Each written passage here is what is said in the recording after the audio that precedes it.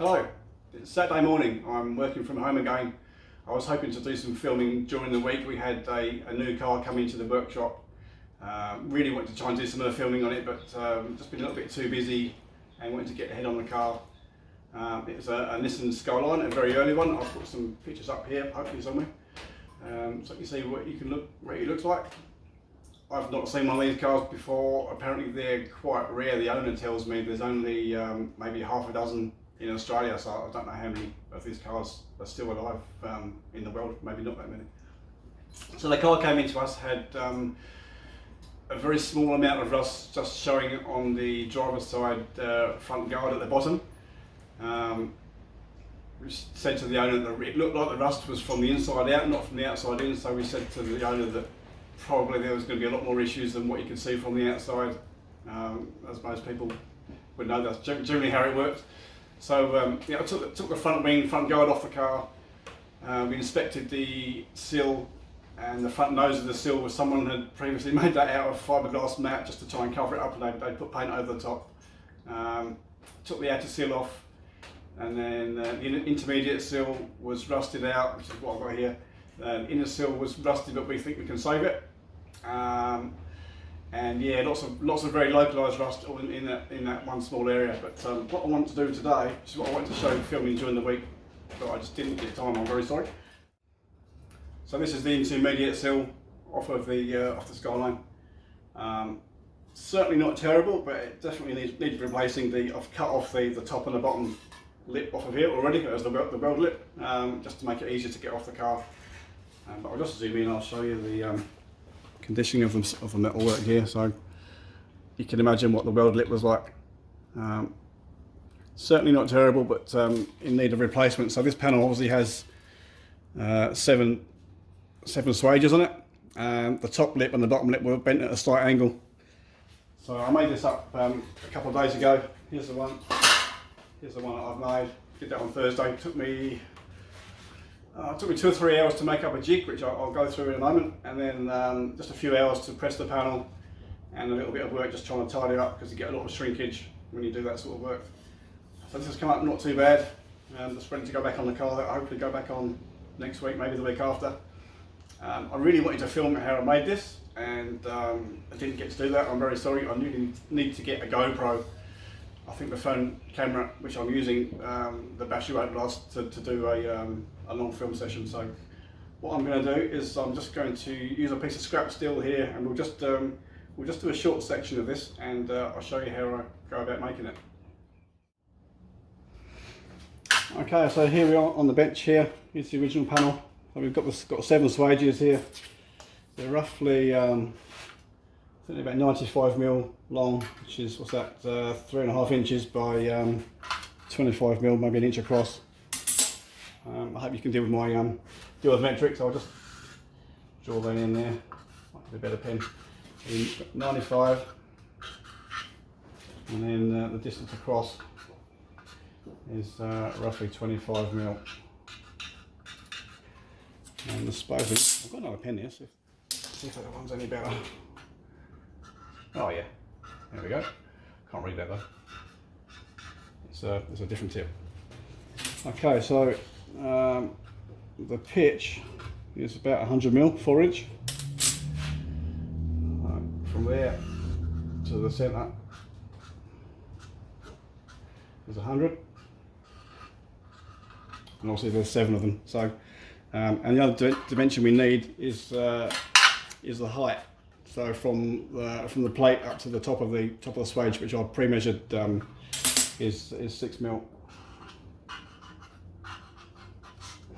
Okay, so what I've done to make these swages, there's different ways you could do it. You could stretch the metal out and hand form it with maybe a ball bearing on a shaft, and you could probably hammer it in that way. There's lots of ways you can do it. You could use the pullmax. But the way I do it, if you use the pullmax and not the tool, getting the ends nice is usually the problem. So if this swages are very long, then using the pullmax is definitely the way to go. If you've got to do swages which are short, using a small press type tool is much easier, much quicker, and you get a really nice result. So this is what I've made up. So this took me about 2 hours to make this. So I've got, excuse me, 2 pieces of 10mm plate, and then obviously I've cut my hole here. It's 95mm long and 1 inch wide, cut the radius, filed it all nice and neat. And then on the other side, I've got a piece of round bar, which is 25mm in diameter, cut another hole and I'll sunk it in. I'm not sure if you can see it. It's sticking up by 6mm on the bottom plate. So it's just sitting there. And then just to create a bit of a hinge, I've just MIG welded nice and cold here on the back, and that allows this plate to, I shouldn't say that, when that goes in the press, it can close that up and we can form our panel. Now I was short of material here. Ideally this should be a little bit longer. It just makes it easier to open it and close it and get the material out of the jig, because when this closes up, it tends to trap the material in once it's formed the swage, and it's difficult to get out. But I'll show you how that works. Okay, so here's our sheet. You can only get 3 swages in this piece, unfortunately, but it's just an exercise to show you the process, I guess. I'm going to start off with a baseline, bit of a datum line. Normally I just do this with a scribe line, but you're not going to see it on the camera, so I'll do use it in black pen. So this piece is 420mm wide. I'm just going to write that down because something interesting will happen. So halfway down is 210, which I've got that line there, and I've got another line here, 100mm either way. So this gives us our 100mm pitch. So I'll mark those in just in dotted lines, just so that the camera can pick it up.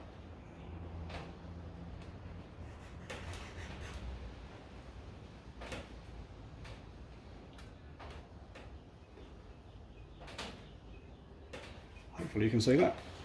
So obviously when our jig goes over that, it's going to hide our lines somewhat. So what I'll do is we'll measure this material, which is 65mm. So from there to half material thickness is going to be 32.5, isn't it? So I'll mark that on here, and it'll be good to go. So 10, 20, 32.5 is here, and then 10, 20, 30 there. And the same here. Okay. I'll mark those in nice and dark, so I can see those. 1,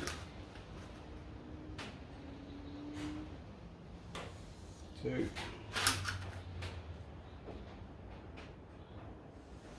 3. Okay. Okay, so we've got our lines marked out now. Most of the lines marked out. The other thing I do need to do is when this goes in, this line here, this datum line, is obviously the top of the swage, but I'm not going to be able to see through that. So what we'll do is we'll do a calculation quickly. So we've got 25mm from the end to there, and here we have 32, so roughly 7mm from the end. Just bear with me, this doesn't really matter in the big weld. I'm just showing you roughly what I'm trying to do here. Just bear with me for a second. I'm going to scribe a line here at 7mm, just roughly. Okay. So that should, let's have a look. That should put that. So if I line up that new line with the top of this plate, that puts us roughly in the right spot. I mean, when I did this on the actual job, I did it with nice sharp scribe lines, obviously more accurate. I'm just doing an exercise here. So let's put this in the press and we'll see what we can do. Okay, so we've got our jig in the press now. I've lined up the edge of this with that black line, and this datum line's at the edge of here. So we'll just we'll bring the press down, and what's going to happen is it's going to try and pull. It's going to try and pull the material this way, because the distance around that around the arc length is longer than the chord distance. across the dimensions, so we'll see what happens here.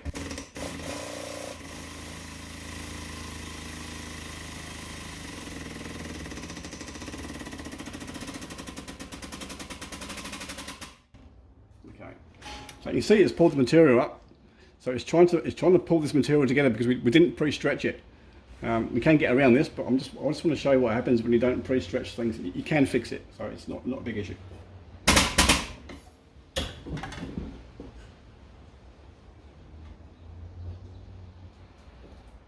Alright, let's go back over to the bench and we'll take that out. Okay, so this material is now trapped in the jig. Like I said, if I'd made this longer and had the pivot point over here, it'd be a lot easier to open up, just probably do it by hand. But unfortunately, because I made it so short, so you use the lever there just to get her out a bit more. So this is going to put some small marks in the material. There we go. So as you can see, we've got our piece is very nice. It's very flat around it, but what it's done, it's tried to draw material. So that's why we now got this a nightmare to contend with. So we've got a choice of two things we can do here.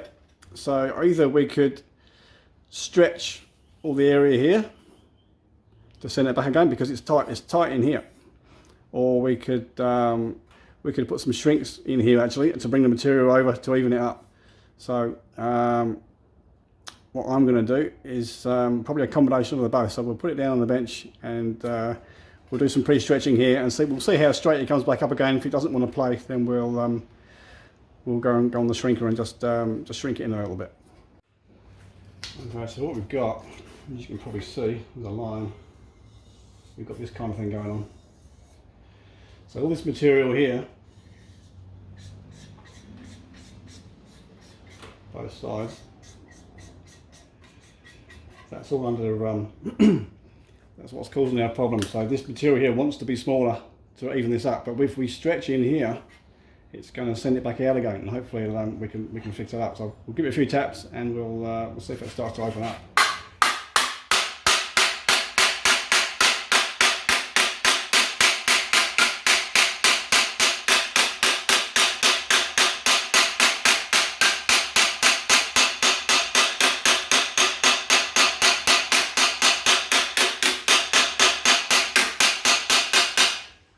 As you can see, just hitting here, I'm not touched anywhere here.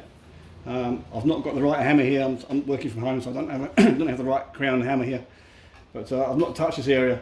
But I mean, you could just give it a bit of a tap up. So it doesn't want to go down. It's still too much metal there. So we need to stretch it some more.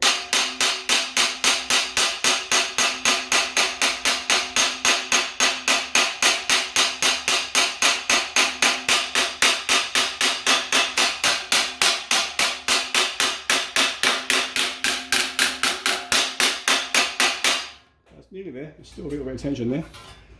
The same on the other side.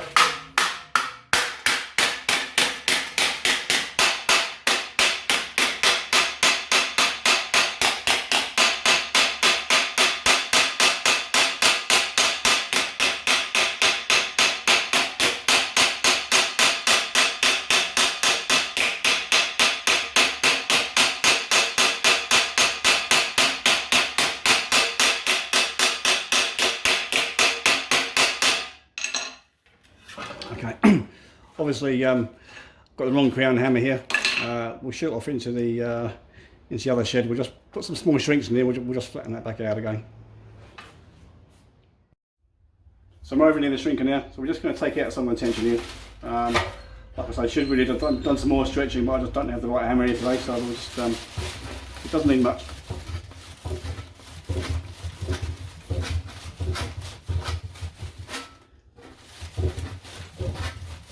I'm using almost no pressure there, it doesn't need much. It's literally just a touch up.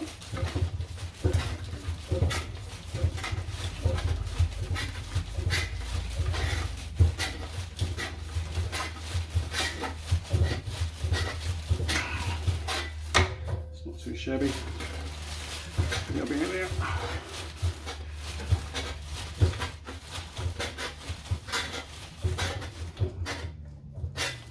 Okay, we're back to flat. Okay, Right, back to the press, and we'll put the next one in.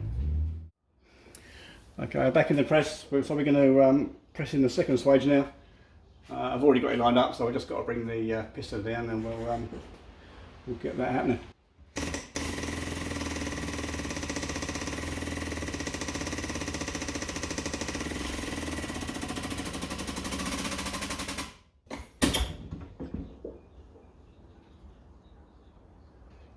Okay, more distortion. Awesome. Back to the bench, let's fix that. So it's basically more the same. Just bring it out of the jig. Now just to note, I've done a few jigs using this method of using a MIG weld to act as a hinge. You could probably use, I don't know, some very tight piano hinge, but you got to be careful the alignment. You don't want a hinge that's got any slop in it, because it'll move this slot out of alignment with the slug in the middle. So using this method here, there's no play in this. I've done this in the past. I've got jigs I've used 50, 60 times, and it has never cracked. I mean, worst case scenario, you dress it up and you rebuild it. I mean, brilliant. So anyway, where are we? So back again. So same situation here. We've got obviously heaps of distortion. Same thing. So we need to obviously it's trying to become shorter this way. So again, we need to stretch in here and just touch up some shrinks. So again, apologies for the hammer. Let's go into it.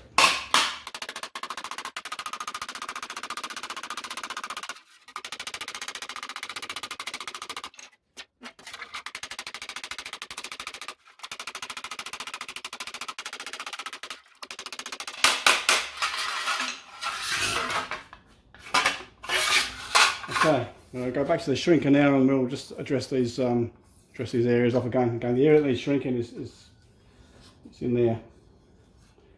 So we'll get back on the shrinker and we'll see if we can tidy that up. Okay, back in the shrinker. Let's shrink some of this material out of the way.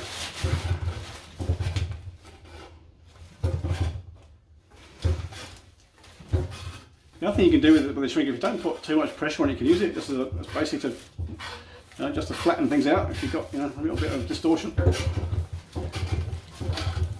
No pressure there, just to flatten that. And the other way. So shrink it in here. Decent shrinks in there. And then we just use it to flatten it out. Just take the distortion out. Okay. Let's just learn to control the metal, try to understand what it's doing, what it's asking for. Okay. Reasonably flat. It's not perfect. Okay, back to the bench, and let's do the last one. Right, same again. Let's push this down and watch the distortion.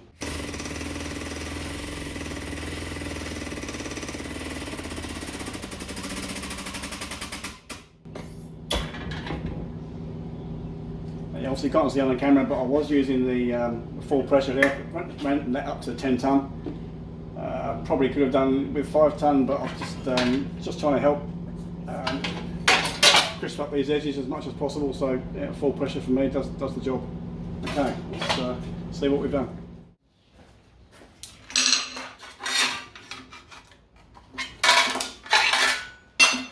Okay, basically the same again. Just keep going.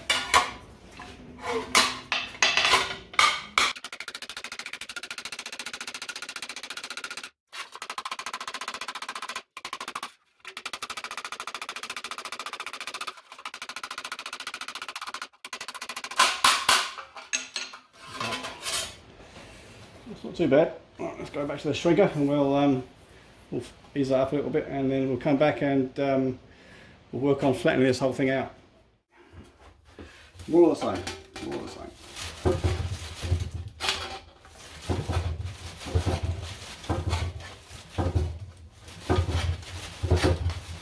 Light pressure just to flatten it off, and heavy pressure where it needs it. On the other side.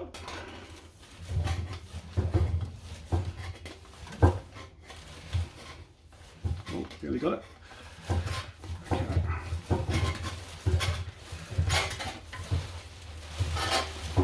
very gentle there, just to take the tension out of it. Just fix up my rough hammering, and then that's pretty much it. It didn't need much. Now, if you didn't pre-stretch it, then it would have been a lot more harder work, but that's not too shabby. Okay, we'll head back to the bench. I've got a bit of tension there, we'll just take that out.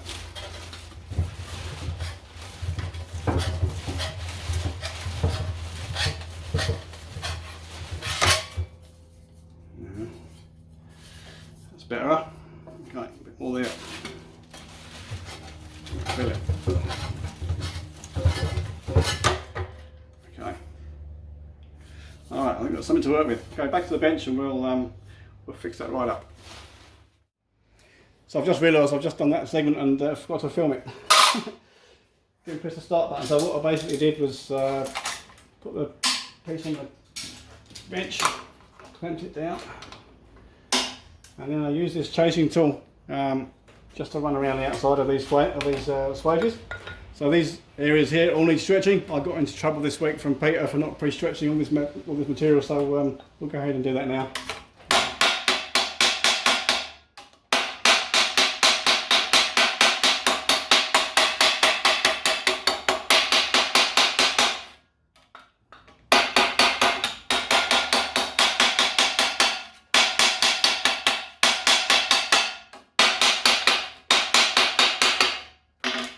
That's basically all I've done, is just run this chasing tool around the 3 swages. Gave it a little bit of manipulation, and she's come pretty good. Take the clamps off.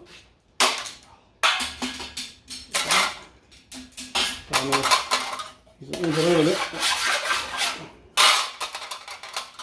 Put on the ends maybe. Set it down. So yeah, look, these tools are really handy. Peter makes these, and he sells them. If you're interested in buying these, go check them out on Peter's website over at handbuilt.net.au.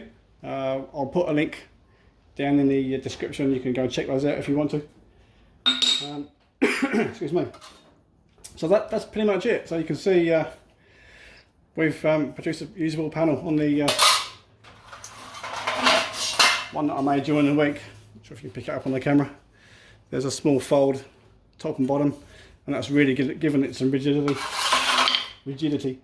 So when it's sitting on the bench there, it is pretty much flat. So the only downside of doing the way I've done it is we get lots of marks in here, so you've got to go through and dress that all out. But it produces a nice swage, and there's no marks, there's no hammer forming marks in it. It's I think it's quite a neat way of doing it. I mean, making the tool here, I think that took me, I don't know, somewhere between 2 and 3 hours. I wasn't super over careful, literally just measured, marked it out, drilled 2 holes here with a hole saw, angle grinder, joined it up, fold up the shape, top and bottom, and then had a piece of solid 25mm round bar and just used the linisher just to form like a ball end on each end, and welded it in so that it's 6mm proud to match the original, and migged up the ends, and that's it. So that's a really good tool, and obviously that can go on the bench and we can reuse that for next time, and every other time this is used for another job, that's now time saved. So it's a good investment making stuff like that. What else? Let's just check something. So if you remember our measurement before was 420. Let's just do a quick check and see what we've got now. So as you can see, that's now, move the camera, that's now shrunk by 5mm. So what that tells me is it's a good sign that we didn't stretch it enough, because we've had to use the shrinker to compensate for not stretching enough. So that's why we've lost 5mm. That one that I made during the week was a different ball game at all. I didn't do any pre-stretching at all on that one. And what happened was quite interesting. So you just go and grab a longer measuring stick, and I'll be back. Hang on. Okay, so here's a slightly longer roll. So this finished length is 770, which should match the original.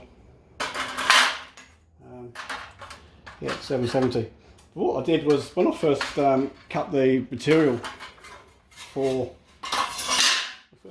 this material, I didn't know how much it was going to shrink by. I thought it might shrink by a little bit. You know, it comes with years of experience to know how much that would be, and you can calculate it out. But I cut that material at 800mm long. So that gave me, you know, that gave me 30mm of play, and I figured, you know, I'll just cut it to length afterwards. Now, something interesting happened when after I'd done all these 7 flanges and I hadn't done any pre-stretching. The amount it had shrunk was quite surprising. I only had 5mm left to play, so it actually shrunk by 25mm, the entire length of this piece. And I thought, surely that can't be wrong. Maybe I've cut the wrong length. And then I got to thinking, and I grabbed a piece of paper and done some calculations, and I think it's bang on right. So I'll show you what I came up with. So this is what I've come up with. I've just done a quick drawing here on AutoCAD. You can mathematically calculate out the dimensions here, but you have to go all Rain Man and working out the arc length from a chord. It's quite a complicated formula. It's not that simple.